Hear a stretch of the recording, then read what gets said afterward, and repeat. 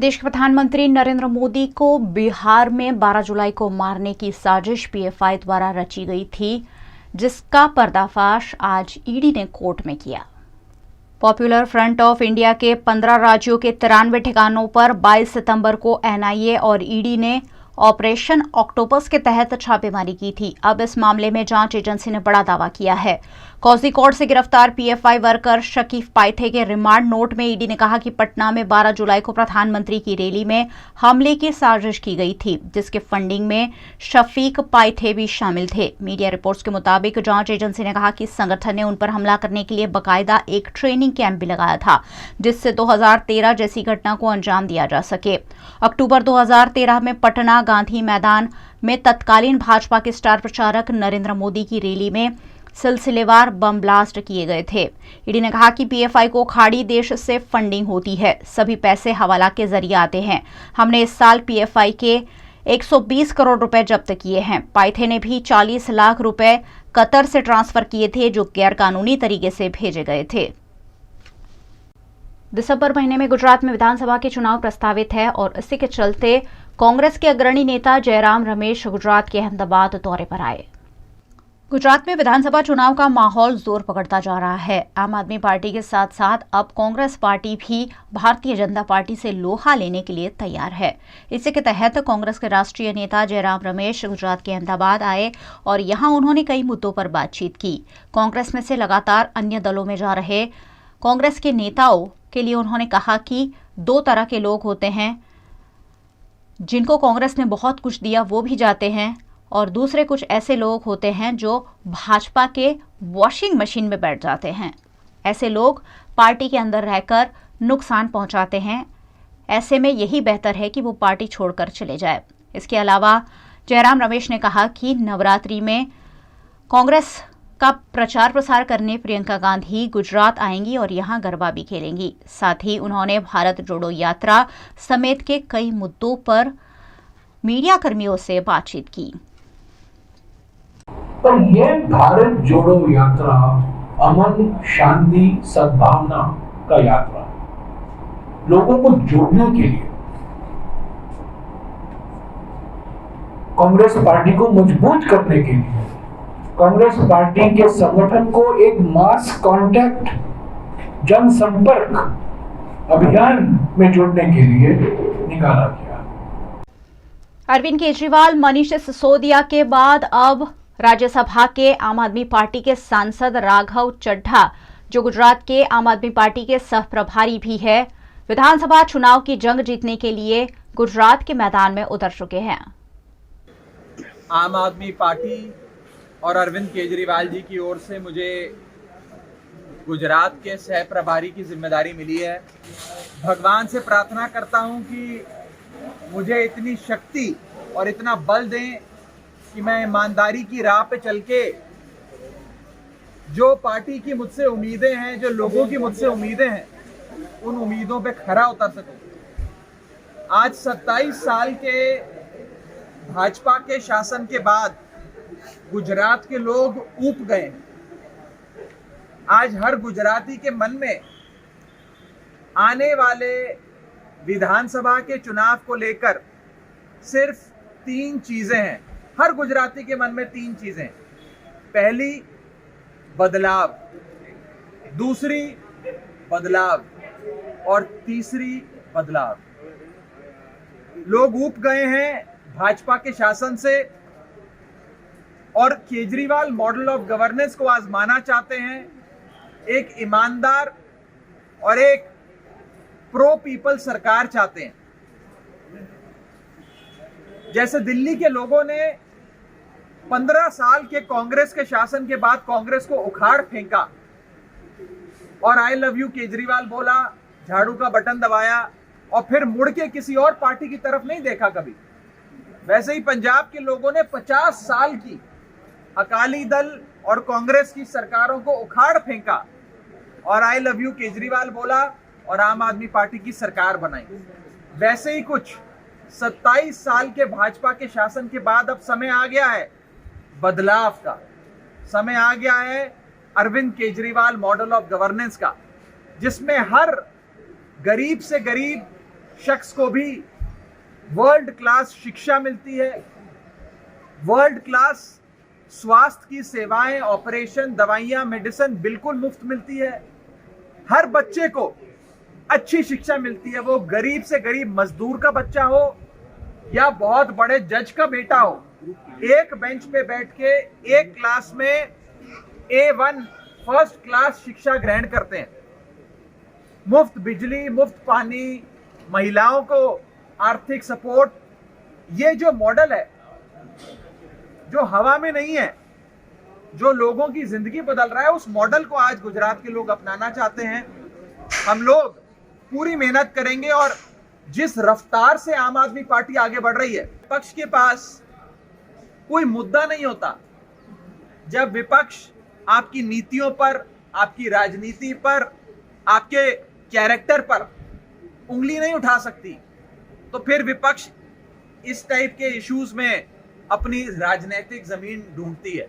मैं तो कहता हूं, जितना हमला भाजपा गुजरात की इकाई आम आदमी पार्टी पे करती है, चाहे वो हमारे दफ्तर पे रेड हो, चाहे वो हमारे बड़े से बड़े पद अधिकारी से मार पिटाई हो, हमारे साथी मनोज की पिटाई करके उसका सर फोड़ना हो, ये सारी चीजें दिखाता है कि भाजपा घबराई हुई है, डरी हुई है। जैसे जैसे आम आदमी पार्टी आज गुजरात में भाजपा को चुनौती दे रही है, ऐसे आज से पहले किसी पार्टी ने चुनौती नहीं दी थी। इसीलिए बीजेपी डरी हुई है और ये बीजेपी की बौखलाहट और डर है जो आज उनसे ये काम करवा रहा है। गुजरात के वडोदरा शहर में समा कैनाल रोड पर सालों से प्रीत पार्टी प्लॉट कार्यरत है, जहां हर तरह के कार्यक्रमों का आयोजन होता आया है। लेकिन पिछले दिनों हुए अरविंद केजरीवाल के कार्यक्रम के बाद अचानक वडोदरा महानगर पालिका को ये पार्टी प्लॉट अवैध लगने लग गया, जिस पर आज जमकर बवाल हुआ। गुजरात में इन दिनों विधानसभा चुनाव का माहौल है। विधानसभा चुनाव के चलते दिल्ली और पंजाब में सत्ता पर बैठी आम आदमी पार्टी गुजरात में भी अपना दबदबा कायम करने में जुटी हुई है।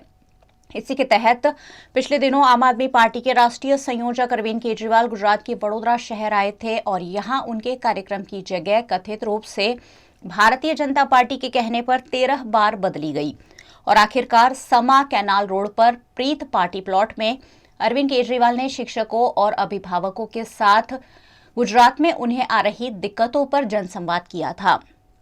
ये वही पार्टी प्लॉट है जहां हर राजनीतिक दल के कार्यक्रम सालों से होते आए हैं, लेकिन आज अचानक सुबह कॉरपोरेशन की टीम प्रीत पार्टी प्लॉट का अवैध निर्माण तोड़ने पहुंच गई, जिसके चलते आम आदमी पार्टी के कार्यकर्ताओं ने यहां जमकर विरोध प्रदर्शन किया।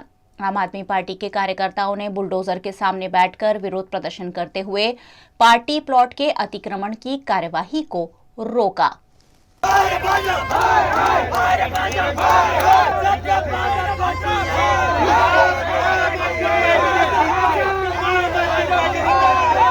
वडोदरा आम आदमी पार्टी के कार्यकर्ताओं ने जमकर विरोध प्रदर्शन करते हुए कॉरपोरेशन की कार्यवाही को रोका।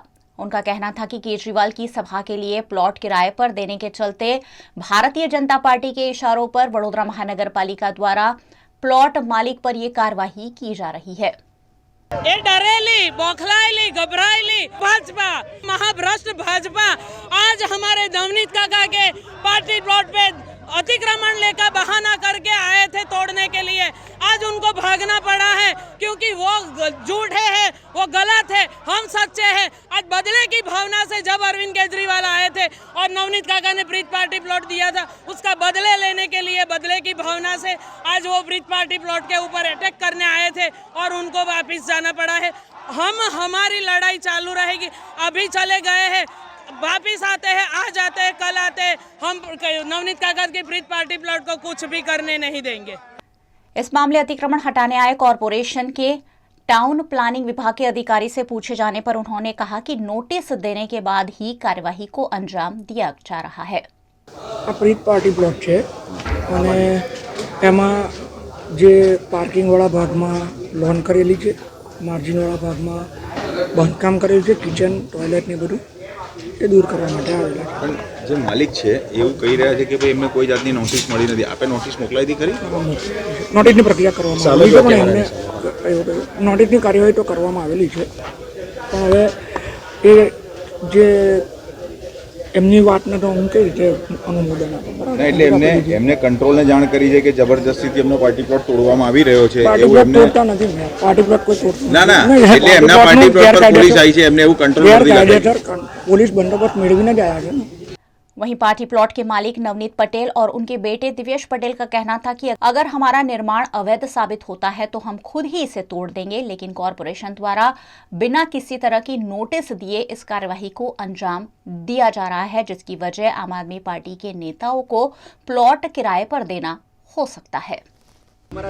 मैं आम आदमी पार्टी वाले भाड़े प्लॉट आप्यो એટલા માટે બધાને વિરોધ છે. બધા પક્ષોને, ભાજપને તો વર્ષોથી હું આપું છું, ભાજપને તો વર્ષોથી હું પાર્ટી પ્લોટ આપું છું તે મફત. આ તો મને જો પૈસા આપતા હોય તો હું ના આપું. આ મને જો પૈસા આપતા હોય, ભાડું આપતા હોય તો હું તો ગમે તેને આપું, તમને આપું, અમને આપું, બધાને આપી શકું. જેસીબી લઈને પાછું જતું રહ્યું છે. અમે એમને રિક્વેસ્ટ કરી છે કે ભાઈ અમને તમે નોટિસ આપો, જો અમારું ઇલીગલ કન્સ્ટ્રક્શન હશે તો અમે તોડી પાડવા તૈયાર છે અને અમે જાતે જ તોડીશું, તમારે આવવાની જરૂર જ નહીં પડે. અમારું ઇલીગલ કન્સ્ટ્રક્શન જો અમે સાબિત નહીં કરી શકીએ તો અમે જાતે જ તોડી નાખીશું. તો એ લોકોએ નોટિસ આપવાના એના ઉપર એ લોકો ગયા છે કે અમે તમને જે બી ઇલીગલ કન્સ્ટ્રક્શન હશે અમે તમને નોટિસ આપીશું. દિવસભાઈ કેમ આવ્યા હતા એકદમથી? કેમ કે આટલા વર્ષોથી પાર્ટી પ્લોટ કાર્યરત છે, બધા પક્ષોને આપે છે. હવે કેમ આવ્યા હતા કેમ નહીં એ તો હવે જગજાહેર છે કે હવે કેમ આવ્યા હતા ને કેમ નહીં. બાકી પ્રીત પાર્ટી પ્લોટ બધા માટે ખુલ્લો છે, બધી પાર્ટીઓ માટે, બધા પાર્ટીઓના અહીંયા ફંક્શન થયેલા જ છે અને કરી બી શકે છે. આપણો પાર્ટી પ્લોટનો ધંધો છે, અમે ધંધો કરવા બેઠા છે. જગજાહેર છે, શું જગજાહેર છે? કેમ આજે આવ્યા?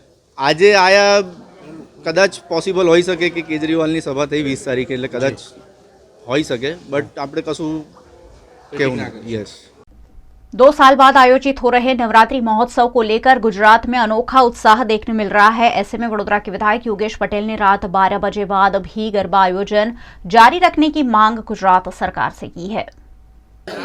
વડોદરા શહેરના ગરબા આયોજકો દ્વારા મને જે કાગળો મળેલા એ એમને આપ્યા છે. એમની સાથે મેં વાત બી કરી છે કે છેલ્લા 3-4 દિવસ વડોદરા શહેરમાં આયોજકો દ્વારા જે ગરબા થાય છે એ અત્યારે 12 વાગ્યા લગીની પરવાનગી આપી છે, પણ છેલ્લા 3-4 દિવસ 2 થી 2:30 વાગ્યા સુધીને ગરબાનું આયોજન થાય અને ખેલૈયાઓ સારી રીતે ગરબા કરે એ માટે એમને હા પણ પાડી છે. અને હવે વડોદરા શહેરમાં જે ઘણા વર્ષોથી છેલ્લા 3-4 દિવસ પોલીસ કમિશનર જે આપણને પરવાનગી આપે છે, પરંતુ ગૃહમંત્રીએ બી આજે કીધું છે એટલે 3-4 દિવસ આપણાને રાતે 2 થી 2:30 વાગ્યા સુધીનો પરવાનગી મળશે.